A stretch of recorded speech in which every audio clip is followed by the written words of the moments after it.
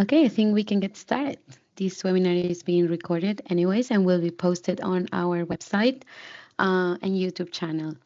Today's webinar, how to use the HPD Builder with version 3.0. I am Millali Marcano, Technical Manager at HPDC, and I will show you which changes will be applied to the HPD Builder, which will be released by the end of September to support the version 3.0 of the HPD Open Standard. For anyone that does not know which changes were applied to the standard this time, I invite you to watch a webinar that our technical director, Corey White, presented last month. It's on our YouTube channel, and it shows in detail what were the changes in the standard and the background of these changes. Also on our website, and I'm going to show you how to find these. While I have you here, you can go to the HPD Collaborative website, go to the Material Health Tool Suite, the HPD Open Standard, and here there is a link to a change document where all the information about what is the background on the changes and each of them with details on each of the changes that will be incorporated in version 3.0. Let me make sure that, okay, great. So we're going to cover in detail each of these changes. First, I'm going to show you what the changes are here in the presentation, and then we're going to go to the builder staging so that we can test the changes there. So the first update we have is a slight update on the format. Just in the section 1, the scope section was simplified. These radio buttons that used to be there were removed, so only the selected option is displayed, and some color coding was added, but just in the scope section, as I mentioned. So this is a change that you're going to see in the format. Also in section 1, we added a new database for the product types. We expanded the options, and this was in alignment with an industry standard, Athena. And this will be published so you can get all the information of all the types that will be available for selection.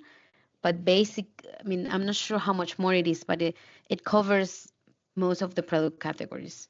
Remember that we started product types with very few product categories, so now it provides more details. And just as a reminder, product types are optional, and the idea of selecting product types is to give more context to the master format classification, because sometimes the CSI master format does not really align with the commercial name that the category of products is known for, and that's why we introduce product types.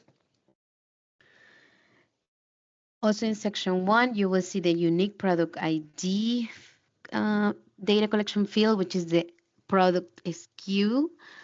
This is an industry effort that was initiated some time back, and HPDC decided to move forward with it. The idea is to generate a unique ID using the product SKU and a code from the organization in the builder to generate these codes and allow the manufacturer to report all the SKUs that are covered by this HPD. The end goal is that other organizations, other standards can adopt this numbering as well, so that product matching in databases becomes easier in the future. For now, only HPDC has implemented, but the goal is that this adoption grows.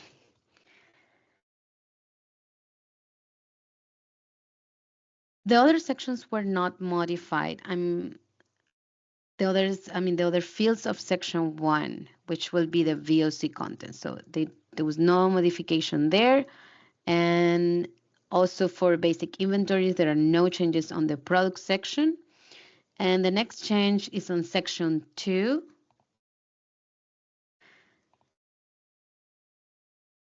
And we start with adding fire screen by EC number. So previously, since the beginning of HPD Open Standard, only substances could be found in ferrous by name and by CAS number.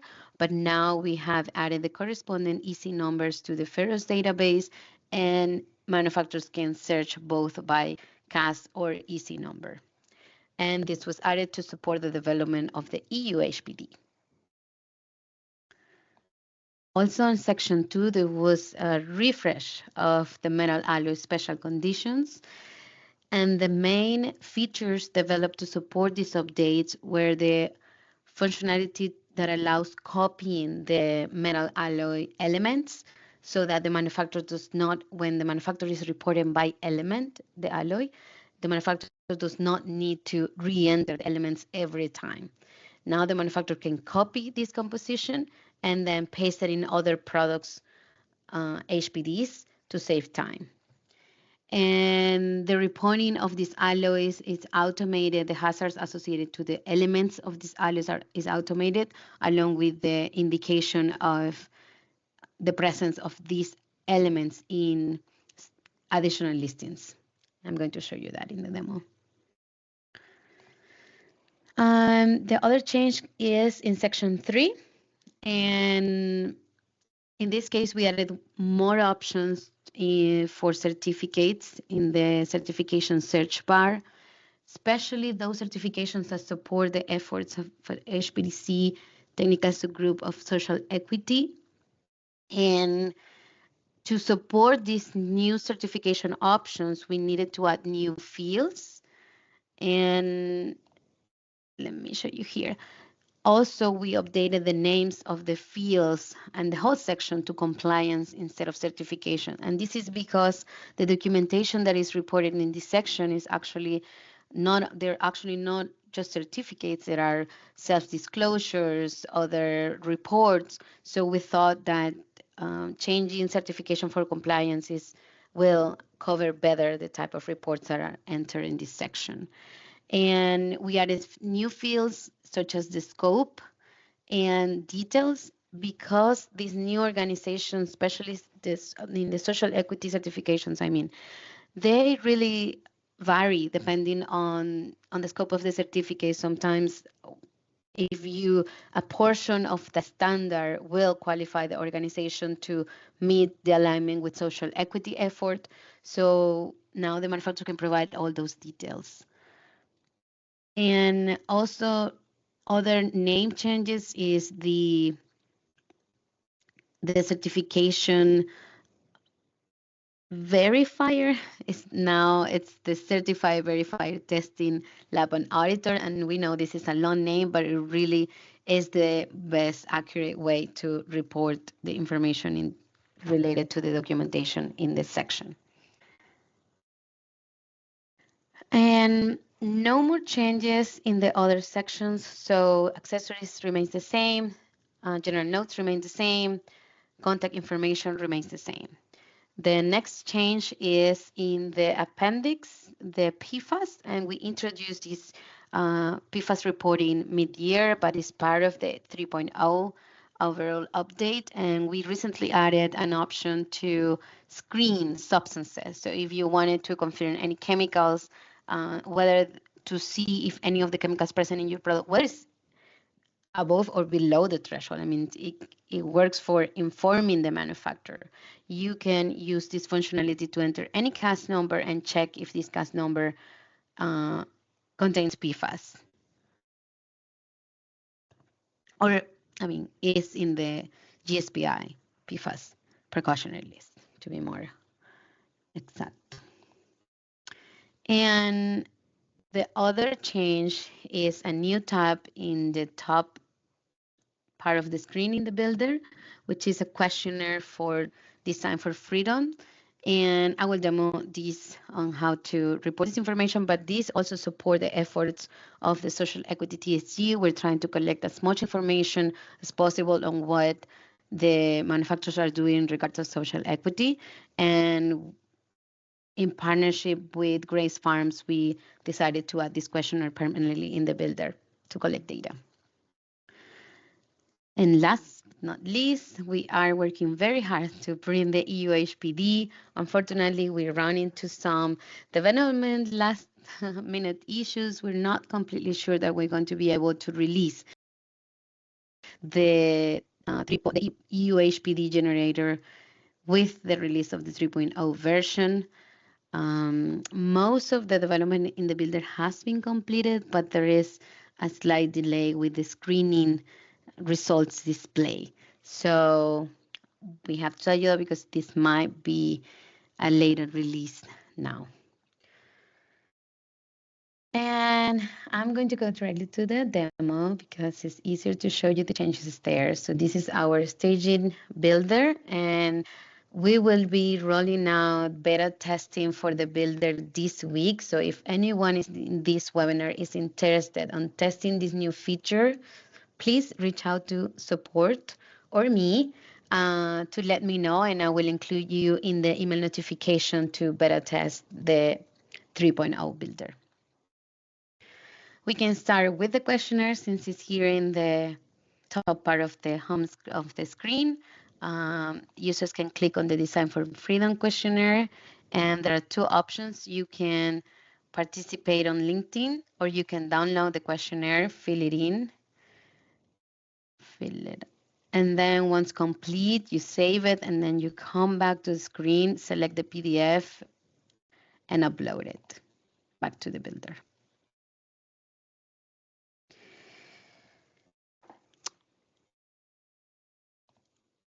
For product types, there's not much to show you. I mean, you can see that the list has grown, and you can select multiple product types, but that's basically the update, just more options for product types. Product SKU, you will see this new field in the builder, and the requirement is that you enter one SKU at a time. And this will auto-generate the unique product ID of all the SKUs that are and associated with the HPD record. No changes on VOC content data, as mentioned, no changes in product. And then the next change is the metal alloy special condition. So now if you had already reported, or once you enter the first metal alloy, you will see this button here to copy alloy inventory. And here you can select any of the products that you would like to copy this data in and click copy. That's all you need to do to copy. Once you enter, once you're entering, and I'm going to go to that product sustain eco door. Hold on a second.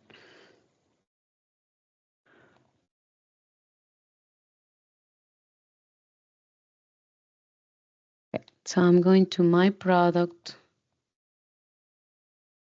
and then I'm going to materials. Add material, and I'm going to select a metal alloy, and then here I can click paste alloy elements, and it will paste the formulation automatically. I can fill in the rest of the information. Let me just do this really quick.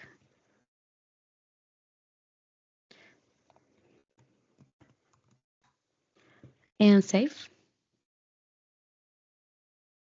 And once that's saved, then you can see the screening data associated with each of the elements here. And the additional listings. And one of the fields and the special conditions is if these alloys are listed in any additional listings, please indicate the listings. So this will automatically do that because it's reporting the hazard and the additional listings information. And this way you don't have to re-enter the alloy elements every time. So in addition to the copy feature, you can also now select if you have HPDs, if you have products that are from a metal alloy trade association, and right now there are only a few copper alloys available, but if you have any of these alloys in your product, then you can automatically select the HPD, and this will populate the elements and the green screen and all the information required by the special condition automatically. But for the rest of the alloys, you will need to report by element, and then you have the option to copy. Okay, so the next change is section 3, and as I mentioned, we changed the whole section name to compliance, and also the certification word was changed to compliance in most of the fields. New certifications were added to the search, and remember, if the certification that you have for any of these types of certificates or any certifications related with material health, you can reach out to support and request this certification to be added to the search box. Sometimes we have older standards here. You can reach out and we will add the new standard. So this is very easy. We can do it in like 5 minutes. So please reach out. So in addition to the updates to the certification compliance word, we added new fields, which is the scope. Now you can select which scope is this certification for. I mean, if it's the whole product or upstream material. And this is important because before there was no way to indicate whether the recycled content was for the whole product or just for a part of the product, or if you had other certifications that cover not only the product but the whole organization. So provides more detail not only for social equity but for all certifications. And compliance detail is what I mentioned, that sometimes only one portion of the standard will qualify the product or the organization to meet the alignment with the social equity efforts. And it's important to add it because even if you don't, I mean, you can report, for example, cradle to cradle certificate, but we don't know which level on each of the categories the product has. So this is why we added this detail that especially cover the social equity part of these standards. And then the update of this certificate, this field to certified verified testing auditor lab. This is the same field as before, only that the title change. No changes in accessory, no changes in general notes, no changes in contact info publication. This does not apply. And then the PFAS details will be the next. And here, as I said, you can say, for example, I mean, you have the options to start your reporting, but you can say it's unknown. And then it will ask you if you want to screen substances and to determine whether they can have PFAS or not. And as I said, you don't have to, it doesn't have to be above the threshold, because one important thing about PFAS is that they're generally under the threshold, so they're not required to be reported in the standard, but we really encourage you to screen all contents so that you can, that could have PFAS, so that you can learn whether they are listed on this precautionary list or not. So you can say, yes, I want to screen, and here's where you add the CAS number, and this is the same CAS number. I mean, this is the same search that we have in the substances. Then click screen, and it will notify whether it contains PFAS or not. And then you can attest and save it, and it will display in your HPD. But this was released previously. And as I mentioned, well, unfortunately, I cannot display the EU HPD yet. There will be a new tab, a new option here on option 1 to select whether you want to report the global HPD. Rest of the world is going to be the way we're going to refer to the regular standard, or just only report the EU HPD if you want both also. And then based on your selection here, then you will get the panel to review the EU data and send it down to the repository. And with that, I'm going to stop to see if there are any questions. SKUs are not mandatory. This is optional, so you don't have to report the SKUs. Okay, so the new version, the builder is complete. So the only thing, I mean, the builder for the 3.0 standard is complete. The only thing that is not complete is the EU HPD. So we're going to roll the beta testing this week for all the features of the 3.0, and the date to transition to the builder, meaning all HPDs will start being published on the 3.0, will happen on September 29th. If you have multiple product designs with the same ingredients, is that where the multiple SKU come in? Meaning, yes, I mean, usually there are grouping guidelines for HPDs, and you can group HPDs as long as they share 90% of the content inventory. And this is why HPDs sometimes are for only one product, but in other occasions you can have an HPD that cover 100 products because there are many colors or there are different finishes, but they do share the 90% of the inventory. And when there are data sets that want to publish that you have an HPD and you have an EPD and you have a declare label. It's really hard to know which HPD covers which products and matches with these EPDs and these declare labels and this cradle to cradle. So that is the ideal adoption of this unique ID, that if you match the SKUs and this data is available, then you can match the SKUs easily and know which report is for which product. And again, this is optional. This is just an effort of trying to make it easier for the data managers to understand which products are in the reports. If a supplier fills out the design for questionnaire, will we see that on the final HPD? No, this is not part of the standard. It's an option, it's a feature in the builder only. So you will see if you have different team members that, and let me share my screen again.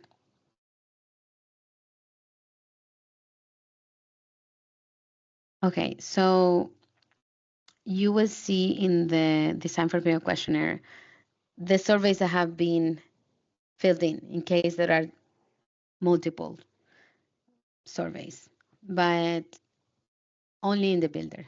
And of course, it will be shared with Grace Farms.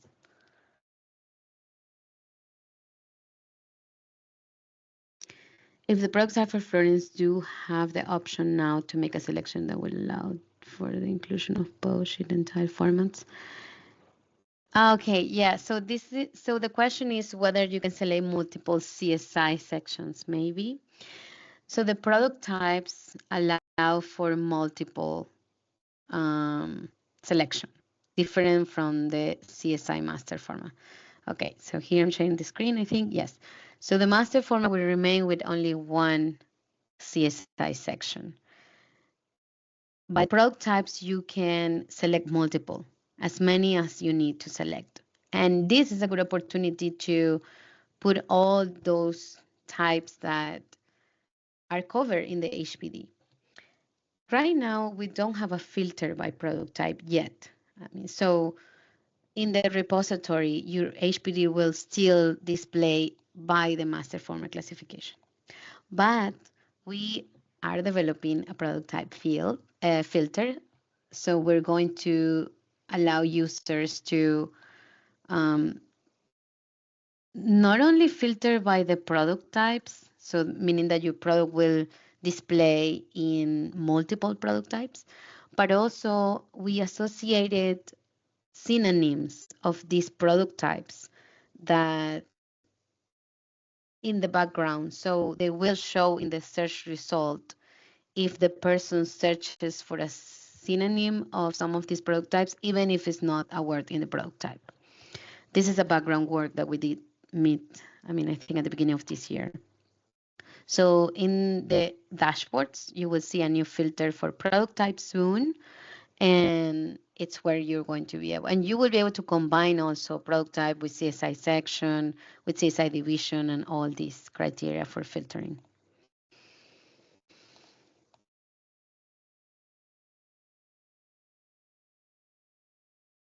Okay, and if you have multiple islands to copy, do you need to copy them one by one? Copy, go to product, paste, and repeat? Yes, you will need to copy them one by one. I mean, but at least you don't have to copy the elements one by one anymore. But when you have multiple, there is another option. Okay, another option maybe that will allow when you have, that will be better when you have multiple. So when you have multiple alloys, you are likely working in a nested inventory. So let's say you have 4 nested materials that are alloys or that have alloys, or even if you're in a basic, it doesn't matter. So in that case, you can copy the record and edit the record. And the way to do that is with the import function. Because in your account, you can generate copies of any HPD that you already have. Click import product and then select the HPD. And when you select that HPD to copy, click import. I mean, maybe these are too old because this is a stage. But when you click import, you will generate a copy of that HPD. So for manufacturers that have similar products, even if they don't have metal alloys, this is for any product that has similar inventory. You don't have to re-enter everything every time. You just need to create a copy with the import function and then edit the name and then whatever the content variation is. And let me demo this with the actual builder because I think it's an important feature to know. So let's say I have this V3 guidance, other entries, HPDs that is very similar to a product that I want to report now. So I click a new product. I call it new product 2. And then I go to the import function and then select that HPD I want to copy other entries. When I click, I select if I have the record that I need, and this creates a copy that I can then edit. And that way I save time not only in the content, but you will save time in general info and the contact information, for example, that it's usually the same, certifications, accessories. So you just need to modify that content inventory and finish the reporting.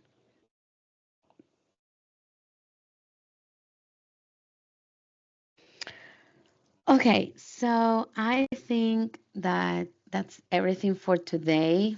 Again, this webinar will be posted in our YouTube channel. I'm sorry I didn't do the full screen, but the slides were small anyways. The important was the demo. I can ask Jeff, our marketing manager, director, to share this presentation with you so that you have the list of the changes at a glance. And let me know, please, if any of you would like to participate as a beta tester. Thank you so much.